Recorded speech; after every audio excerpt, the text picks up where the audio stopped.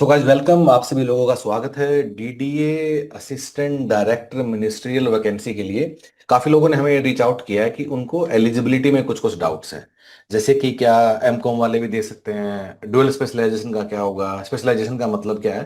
तो एक छोटे से वीडियो हम लोग समझ सकते हैं कि कौन कौन एलिजिबल है और कौन कौन एलिजिबल नहीं है। ठीक है, सबसे पहली बात, डीडीए ने हमें बताया क्या है। डीडीए ने हमें बताया है कि उनको चाहिए एमबीए। ठीक है, और एमबीए किस किस में चलेगा? एमबीए आपका होना चाहिए एचआर में, एमबीए या फिर आपका आईआर में, या फिर हमें एमबीए चाहिए एफएम में, या एमबीए चाहिए हमें मार्केटिंग में, या फिर एक रियल एस्टेट या अर्बन मैनेजमेंट जो भी इसमें करता है। ठीक है, तो इनमें से किसी एक स्पेशलाइजेशन में हमें एमबीए चाहिए। ठीक है, सो अब स्पेशलाइजेशन का लोगों को काफी डाउट होता है कि भाई डुअल स्पेशलाइजेशन या मतलब कुछ कुछ काफी चीजें हैं आजकल। ठीक है, तो स्पेशलाइजेशन को डिफाइन कैसे करेंगे? तो डेफिनेशन भी काफी क्लियरली लोगों ने बता दिया कि जिसमें भी आप क्लेम करते हो, आप बोलते हो मुझे एचआर में, आईआर में, एफएम में है, तो अपनी मार्कशीट दिखाओ। एमबीए का मतलब 4 सेमेस्टर की, और 4 सेमेस्टर में मोटा मोटा आपने 28-30 सब्जेक्ट पढ़े होंगे।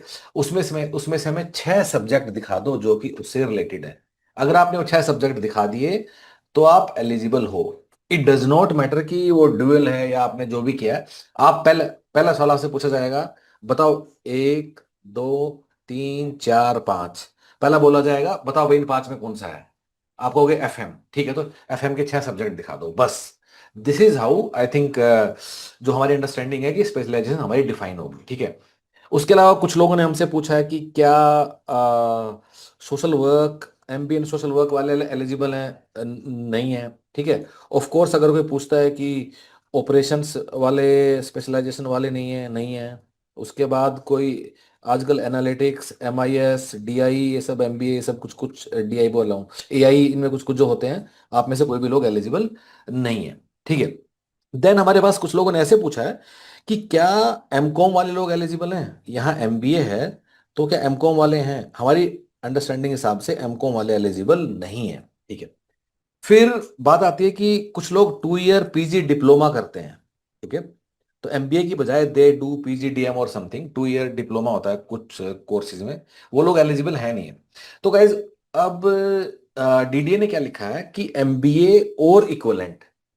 तो अब वो डिप्लोमा इक्विवेलेंट है या नहीं है, ये डिपेंड करेगा कि उसका इक्विवेलेंट सर्टिफिकेट है या नहीं, वो कैसे मिलता है।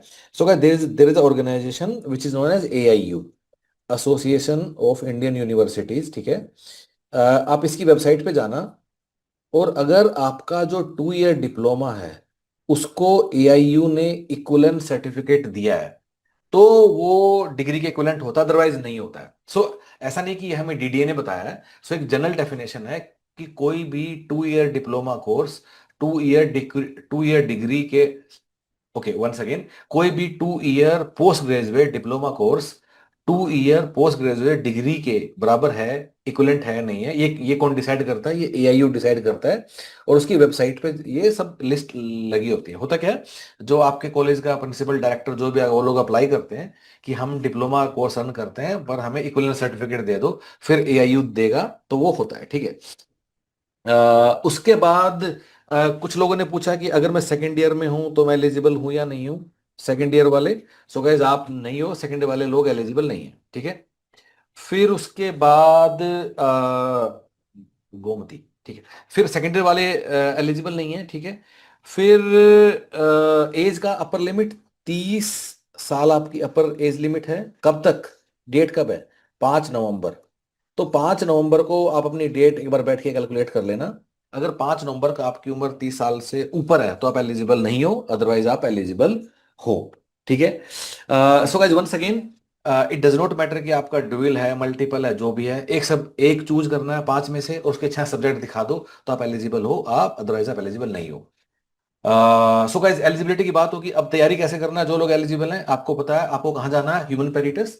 तो ह्यूमन पेरिटस की वेबसाइट पे जाना है, और एक बार मैं जाके आपको दिखा भी देता हूँ कि कैसे आप जाओगे, कैसे आप क्या करोगे। ठीक है, सो मैंने सर्च किया ह्यूमन पेरिटस, मैं यहाँ वेबसाइट पे चला गया। ठीक है, और यहाँ एग्जाम्स की लिस्ट में बना होगा डीडीए असिस्टेंट डायरेक्टर, मैंने उसे क्लिक कर दिया, another page will open up. ठीक है, इस पेज को अच्छे से गो थ्रू कर लीजिए, समझ लीजिए, सारे एफएक्यू जरूर पढ़ना है पैसा देने से पहले। ठीक है, अगर आपको अच्छा लगे आप एनरोल कर लीजिए। अगर आपको डाउट्स हैं तो आप एक दिन का फ्री ट्रायल भी ले सकते हो एनरोल करने से पहले। Okay guys, thank you so much, all the best.